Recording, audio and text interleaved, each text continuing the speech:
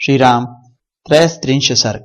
लक्ष्मण का किष्किंधापुरी की शोभा देखते हुए सुग्रीव के महल में प्रवेश करके क्रोधपूर्वक धनुष को टंकारना, भयभीत सुग्रीव का तारा को उन्हें शांत करने के लिए भेजना तथा तारा का समझा बुझाकर उन्हें अंतपुर में ले आना। इधर गुफा में प्रवेश करने के लिए अंगद के प्रार्थना करने पर शत्रुवीरों का संहार करने वाले लक्ष्मण ने श्री राम की आज्ञा के अनुसार किष्किंधा नामक रमणीय गुफा में प्रवेश किया। किष्किंधा के द्वार पर जो विशाल शरीर वाले महाबली वानर थे, वे सब लक्ष्मण को देख हाथ जोड़कर खड़े हो गए। दशरथ नंदन लक्ष्मण को क्रोधपूर्वक लंबी सांस खींचते देख वे सब वानर अत्यंत भयभीत हो गए थे, इसलिए वे उन्हें चारों ओर से घेर कर उनके साथ साथ नहीं चल सके। श्रीमान लक्ष्मण ने द्वार के भीतर प्रवेश करके देखा, किष्किंधापुरी एक बहुत बड़ी रमणीय गुफा के रूप में बसी हुई है। वह रत्नमयी पुरी नाना प्रकार के रत्नों से भरी पुरी होने के कारण दिव्य शोभा से संपन्न है। वहां के वन उपवन फूलों से सुशोभित दिखाई दिए। हर्म्यों मतलब धनुषों की अट्टालिकाओं तथा प्रासादों मतलब देव मंदिरों और राजभवनों से वह पुरी अत्यंत घनी दिखाई देती थी। नाना प्रकार के रत्न उसकी शोभा बढ़ाते थे। संपूर्ण कामनाओं को पूर्ण करने वाले फलों से युक्त खिले हुए वृक्षों से वह पुरी सुशोभित थी। वहां दिव्य माला और दिव्य वस्त्र धारण करने वाले परम सुंदर वानर, जो देवताओं और गंधर्वों के पुत्र तथा इच्छानुसार रूप धारण करने वाले थे, निवास करते हुए उस नगरी की शोभा बढ़ाते थे। वहां चंदन, अगर और कमलों की मनोहर सुगंध छा रही थी। उस पुरी की लंबी चौड़ी सड़कें भी मैरेय तथा मधु के आमोद से महक रही थी। उस पुरी में विंध्याचल तथा मेरु के समान ऊंचे ऊंचे महल बने थे, जो कई मंजिल के थे। लक्ष्मण ने उस गुफा के निकट ही निर्मल जल से भरी हुई पहाड़ी नदियां देखी। उन्होंने राजमार्ग पर अंगद का रमणीय भवन देखा।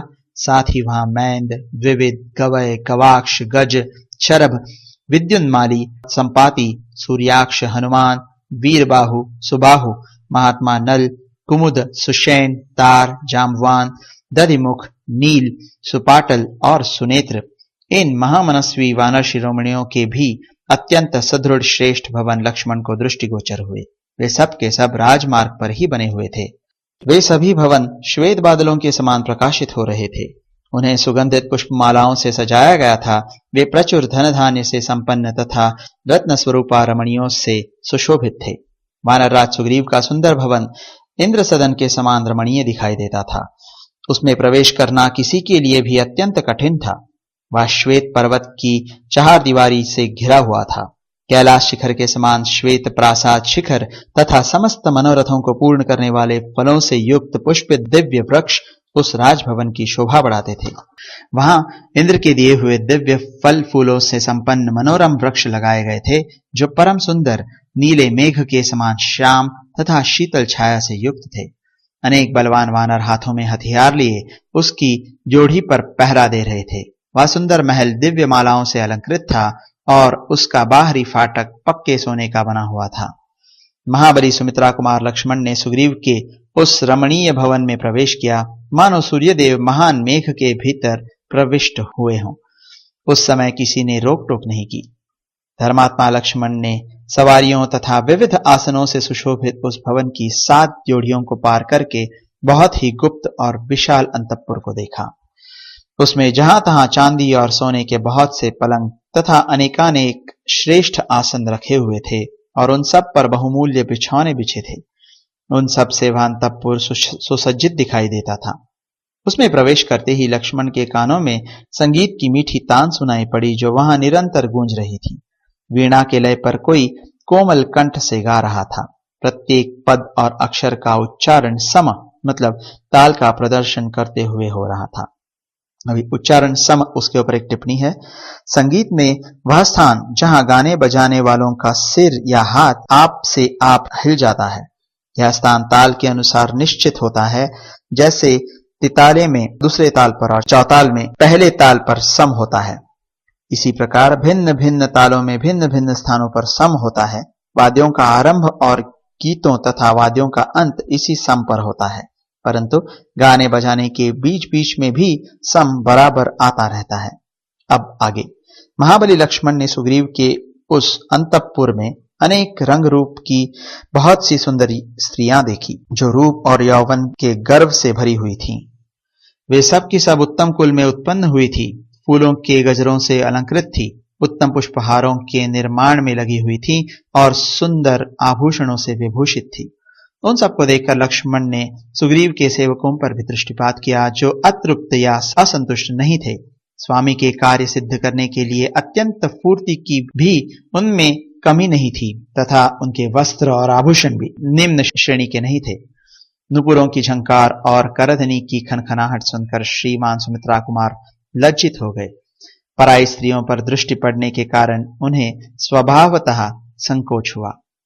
तत्पश्चात पुनः आभूषणों की झनकार सुनकर वीर लक्ष्मण रोष के आवेग से और भी कुपित हो उठे और उन्होंने अपने धनुष पर टंकार दी, जिसकी ध्वनि से समस्त दिशाएं गूंज उठी।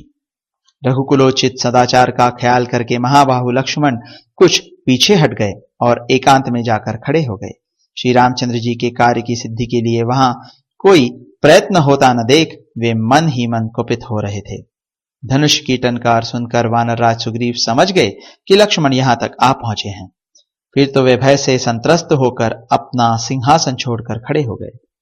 वे मन ही मन सोचने लगे कि अंगद ने पहले मुझे जैसा बताया था उसके अनुसार ये भ्रातृवत्सल सुमित्रा कुमार लक्ष्मण अवश्य ही यहां आ गए। अंगद के द्वारा उनके आगमन का समाचार तो उन्हें पहले ही मिल गया था। अब धनुष की टंकार से वानर सुग्रीव को इस बात का प्रत्यक्ष अनुभव हो गया कि लक्ष्मण ने अवश्य यहां पदार्पण किया है। फिर तो उनका मुख सूख गया। भय के कारण वे मन ही मन घबरा उठे। लक्ष्मण के सामने जाने का उन्हें साहस न हुआ।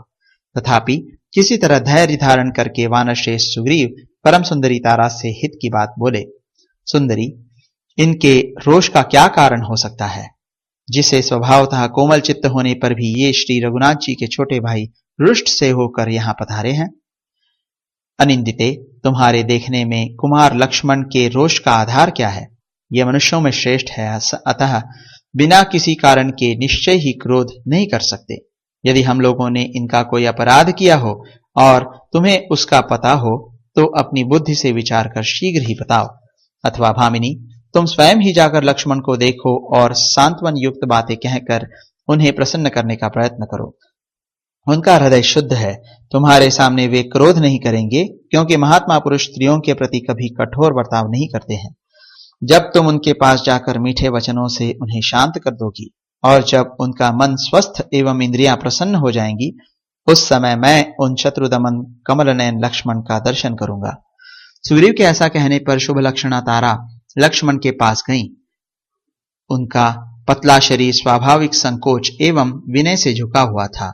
उसके नेत्र मद से चंचल हो रहे थे, पैर लड़खड़ा रहे थे और उसकी करधनी के स्वर्णमय सूत्र लटक रहे थे।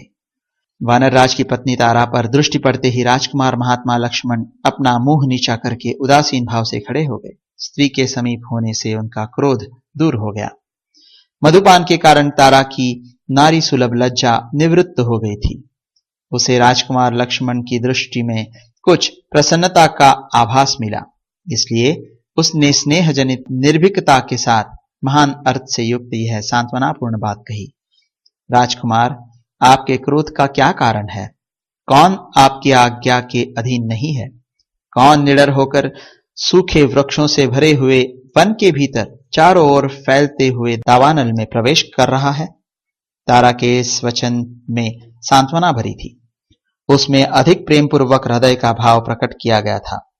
उसे सुनकर लक्ष्मण के हृदय की आशंका जाती रही। वे कहने लगे, अपने स्वामी के हित में संलग्न रहने वाली तारा, तुम्हारा यह पति विषय भोग में आसक्त होकर धर्म और अर्थ के संग्रह का लोप कर रहा है।